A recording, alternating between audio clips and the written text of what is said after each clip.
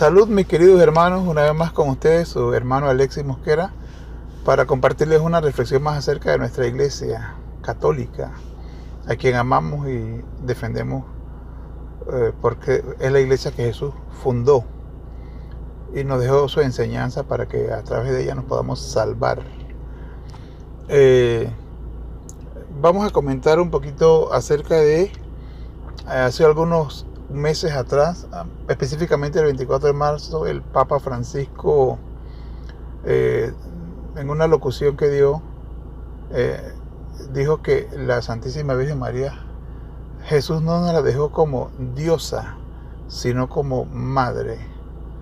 Que Jesús no nos dio a la Virgen María como corredentora, pero sí como madre, ¿no? Bueno, después de esas declaraciones saltaron personas de lado y lado, ¿no? Unas personas diciendo que el Papa estaba mal, diciendo que María no era corredentora, y otros apoyándolo, ¿no? Diciendo que no es ningún dogma de fe, y es cierto, no es dogma de fe que María es corredentora, ¿no? Pero eso no quiere decir que si algo no es dogma de fe, no quiere decir que sea verdad. Y eso es lo que vamos a compartir en esta catequesis, en esta enseñanza, basándonos en lo que enseña la iglesia. Ya que, mire, nosotros los católicos tenemos una enseñanza, una doctrina que data de hace 2000 años.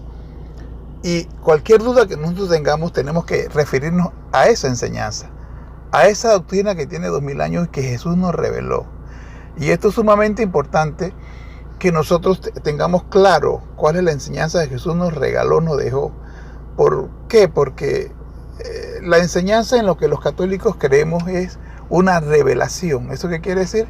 Que no lo inventó ningún hombre, que no fue acerca de la experiencia de la búsqueda por la iniciativa del hombre que llegó a ese conocimiento, sino que Dios se reveló.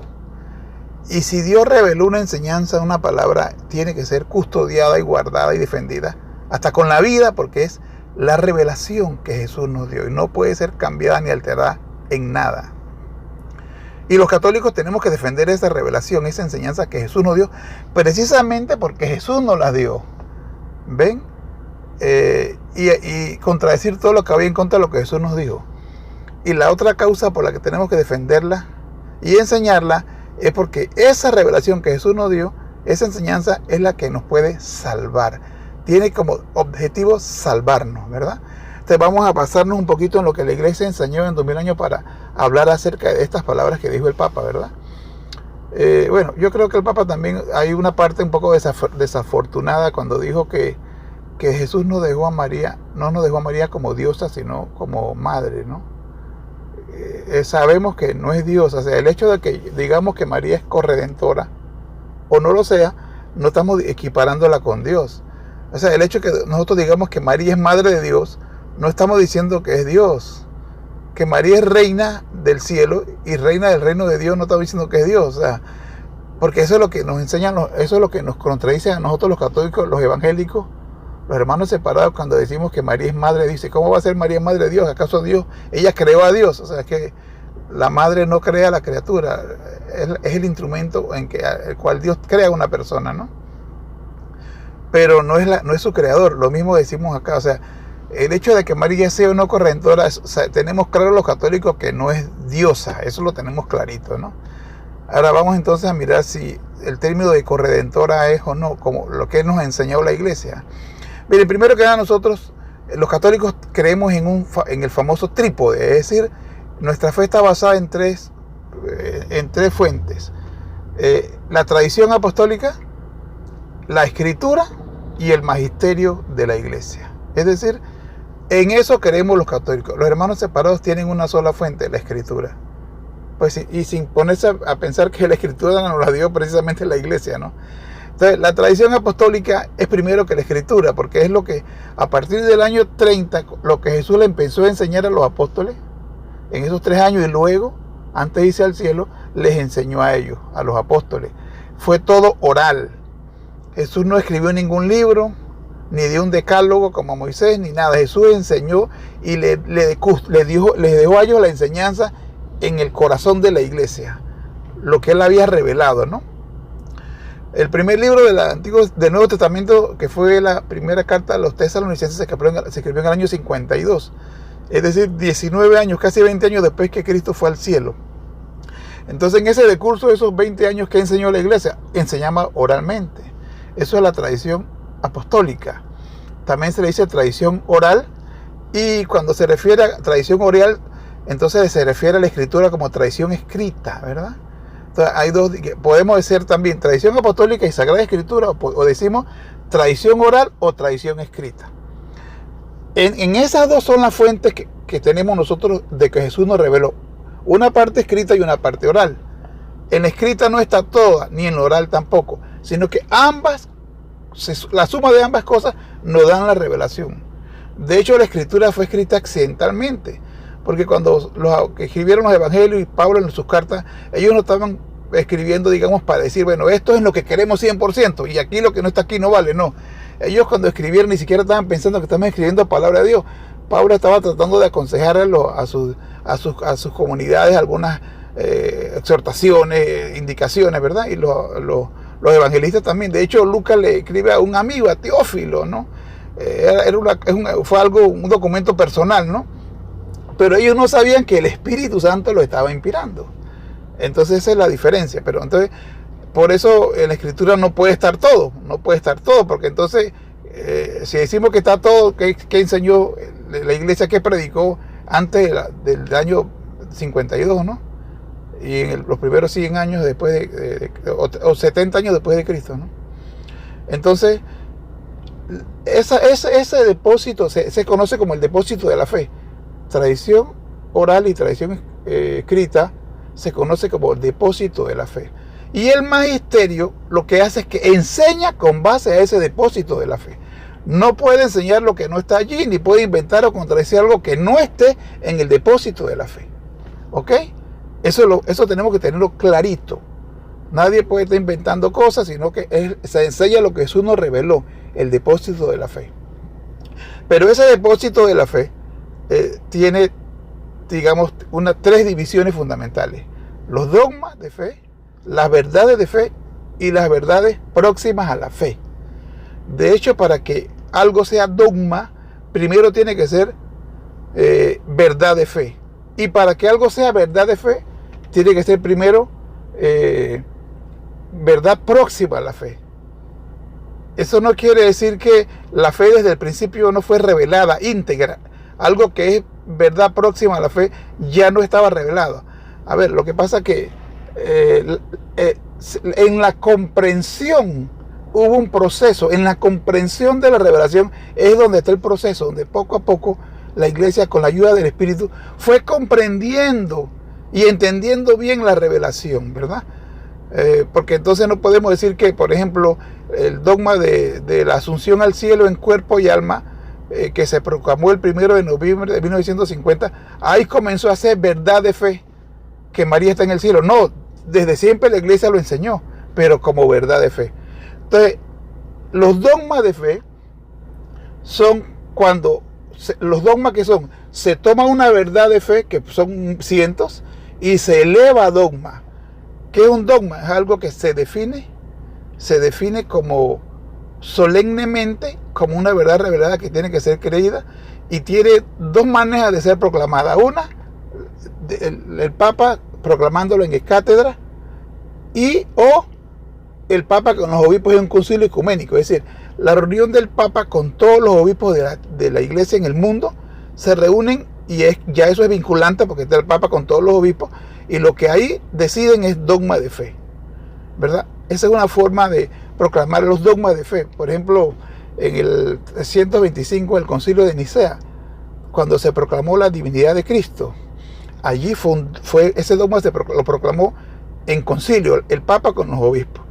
A diferencia de, por ejemplo, el dogma de la Inmaculada Concepción, que lo proclamó Pío IX en el 8 de diciembre de 1854, fue una proclamación ex cátedra del Papa. Ex cátedra significa que el Papa define solemnemente una verdad de fe, que primero tiene que ser verdad de fe, lo eleva a dogma, y tiene que ser, proclamado a toda la iglesia universal, ¿verdad? Entonces, primero tiene que ser verdad de fe y luego dogma. Entonces, hay muchas verdades de fe que no son dogmas. Por ejemplo, son 44 dogmas. Solamente son 44 dogmas. Los primeros dogmas que hablan de Dios. La Trinidad, o sea que Dios es en 3 personas. La unicidad de Dios, que Dios es el único Dios, no hay más Dios fuera de Él. Y la eternidad de Dios, que es increado, que existe, no tiene principio ni fin. Existe desde siempre. Entonces, Dios es eterno, es único porque no hay fuera de Él y es 3 personas al mismo tiempo. Un solo Dios.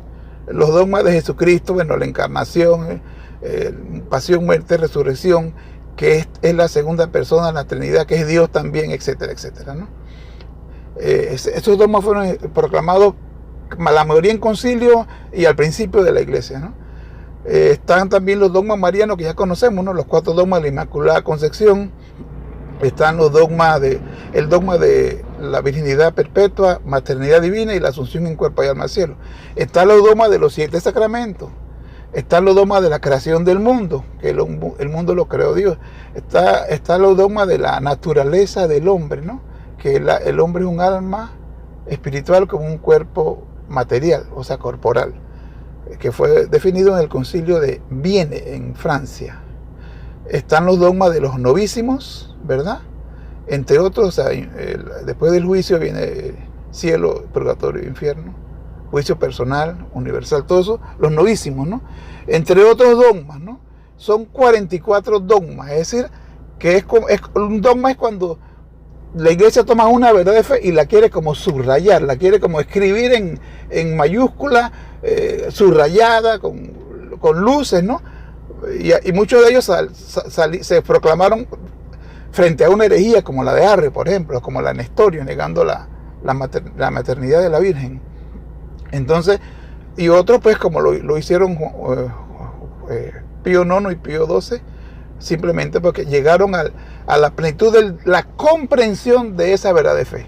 Ahora, como les dije, no todos los dogmas son las únicas verdades de fe que tenemos. Por ejemplo, la iglesia enseña de María que es madre, que es reina del cielo, pero no es un dogma de fe, pero enseña que es reina del cielo. De hecho, hay una fiesta que es el 22 de agosto que María reina. El 22 de agosto sabemos a María reina. Entonces, ahí nos demuestra que no es dogma, pero es verdad de fe. Porque si está en la liturgia, entonces quiere decir que la iglesia, porque la iglesia, ¿qué es lo que celebra? Lo que cree y lo que enseña. La iglesia cree lo que Cristo le reveló, lo enseña y lo celebra. Entonces hay una prueba de que María es reina, pero no es dogma de fe. Por ejemplo, que María es madre de la iglesia, pero no se ha proclamado ningún dogma que María es madre de la iglesia, pero la iglesia lo enseña, porque está sustentado en la palabra de Dios, ¿verdad? Cuando Jesús nos dejó a María como madre a través de la persona de Juan. Pero no ha sido elevado a dogma de fe, pero la iglesia siempre lo ha enseñado.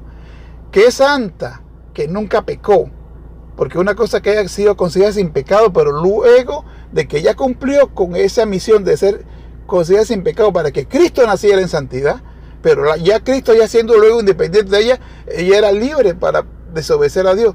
Pero la iglesia decía que nunca cometió ni siquiera un pecado venial, pero no es dogma de fe, pero es verdad de fe, ¿ves? Entonces la enseñanza tiene dogma de fe, abajo verdad de fe y abajo verdades próximas a la fe. Y también son verdades, ¿no? Sino que todavía están como en un proceso de comprensión, ¿verdad? Entonces eso tenemos que tenerlo claro. Esto no lo estoy inventando yo, esto lo enseña la iglesia, ¿verdad? Por ejemplo, verdades de fe que no son dogmas. Los 3 enemigos del alma. Los 3 enemigos del alma, que son la concupiscencia, la carne que llamamos, el mundo y el demonio, tampoco es dogma de fe. Pero la iglesia lo enseña y es verdad, ¿verdad? Que son verdad de fe, pero que no son dogma de fe. Entonces eso tenemos que tenerlo claro. Entonces, hablemos ahora de la corredención de María. Sabemos que no es dogma de fe la corredención de María, pero ¿será verdad de fe? La iglesia siempre lo ha creído, siempre lo ha enseñado. Yo, por ejemplo, he tenido párrocos que desde cuando yo comencé en la iglesia hace 35 años, siempre lo enseñaban, que María era corredentora. Por ejemplo, ¿qué santos hablaron de que María era corredentora? Lo dijeron el padre Pío de Pietrelcina, lo enseñaba Santa Teresa de Calcuta lo enseñaba, San Maximiliano Kolbe, Edith Stein, entre otros, ¿no? Enseñaban que María era corredentora. ¿Qué papas también en alguna locución lo dijeron? Benedicto XV, León XIII, Pío IX, Pío X, San Pío X, que es santo, Pío XI, Pío XII y Juan Pablo II. Juan Pablo II, 6 alocuciones la mencionó como corredentora. Ahora, yo pienso que la confusión puede estar aquí en qué entendemos por corredención. O sea, si estamos hablando que padeció y sufrió por mí para que yo fuera redimido, en ese sentido no es corredentora. El único corredentor, el único que derramó la sangre por nosotros fue Jesús. María cooperó. Entonces, en ese sentido, que Juan Pablo II, y hay escritos de ello, de Pío IX, Pío XI, Pío XII, hablan de que ella cooperó, y por eso es corredentora, porque cooperó con nuestra salvación, con nuestra redención. No porque ella haya muerto por nosotros, ni haya derramado su sangre, aunque Juan Pablo II y Pío IX hablan de su pasión en la cruz, ¿no? De que ella estaba siendo traspasada a su corazón, y ahí digamos, dicen que también ella ofrecía el sufrimiento de su corazón, lo unía a la redención de Cristo. Bueno, hay un texto bíblico que sustenta eso también, ¿no? Cuando San Pablo, imagínense, San Pablo, que vale mucho menos que la Virgen María y que tiene mucho mérito que María, dice que él completaba con su sufrimiento lo que le faltó sufrir a Cristo. O sea, si San Pablo no hubiera escrito eso, entonces nosotros pues hubiéramos dicho que era imposible que lo escribiera, ¿verdad?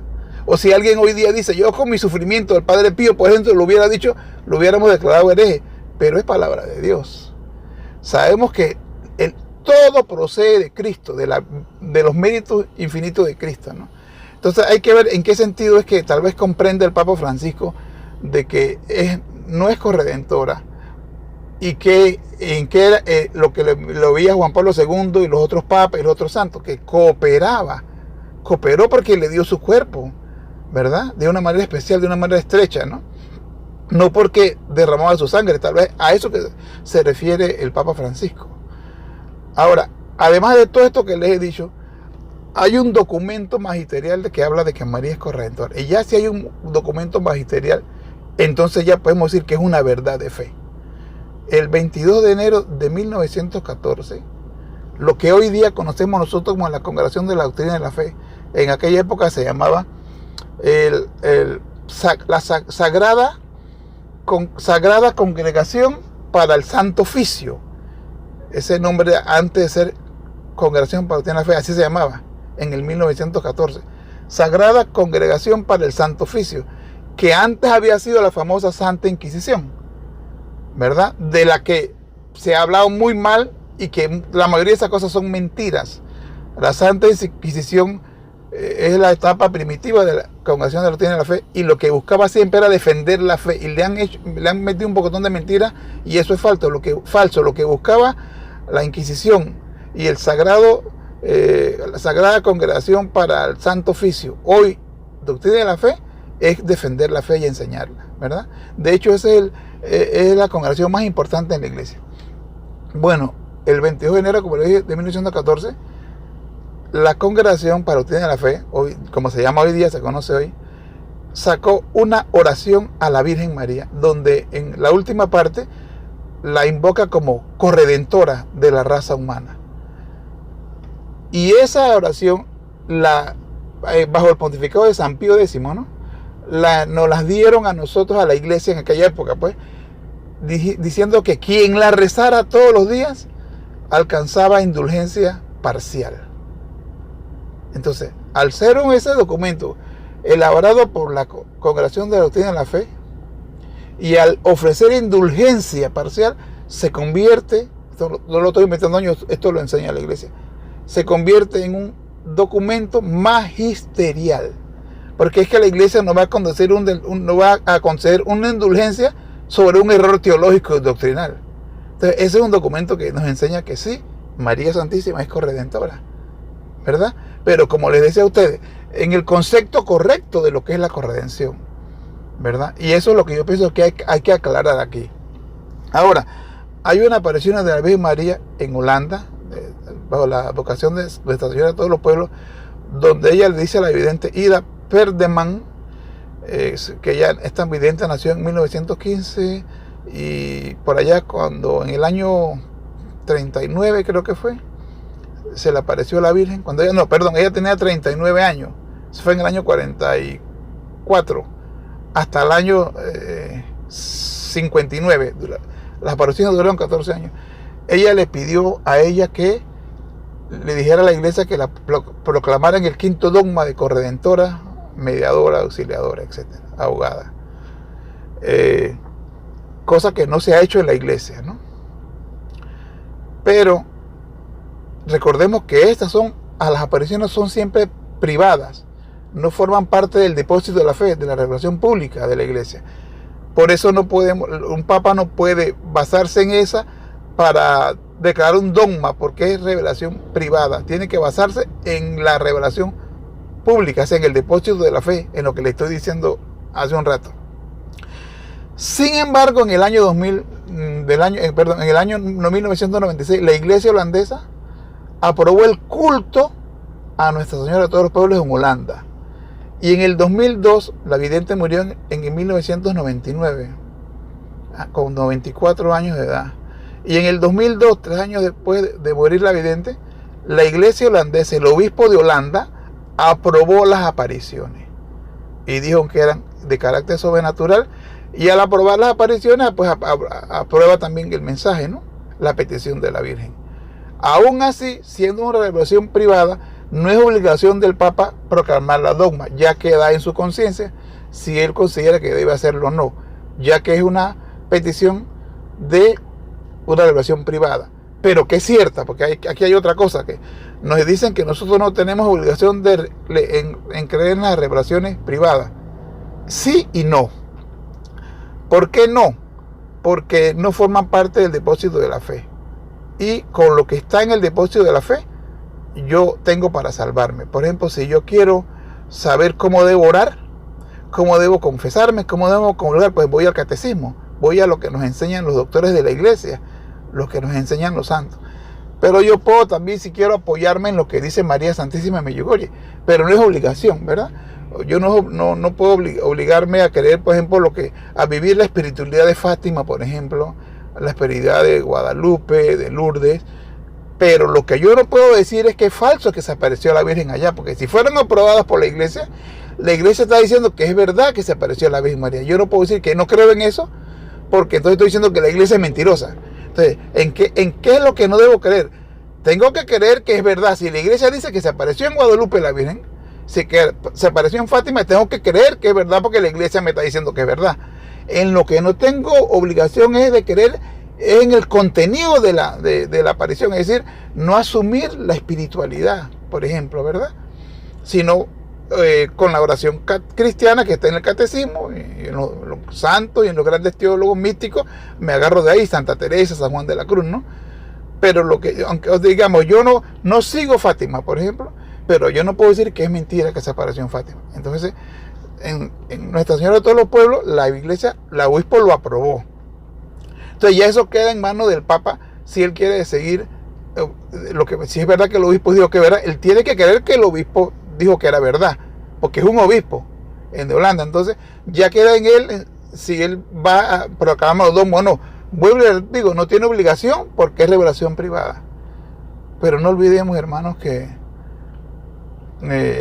para mí, por ejemplo, es irrelevante que se eleve a dogma, porque ya sé que es verdad de fe. Para mí es verdad de fe, y pues para mí es verdad de fe, porque hay un documento magisterial que le cité hace un rato. Ahora, que podría ser relevante si la Virgen está diciendo que si se consagra, si se eleva a dogma de fe, la corrección de ella, eso va a traer la paz. Creo que fue lo que pidió, la paz y la salvación y la justicia al mundo.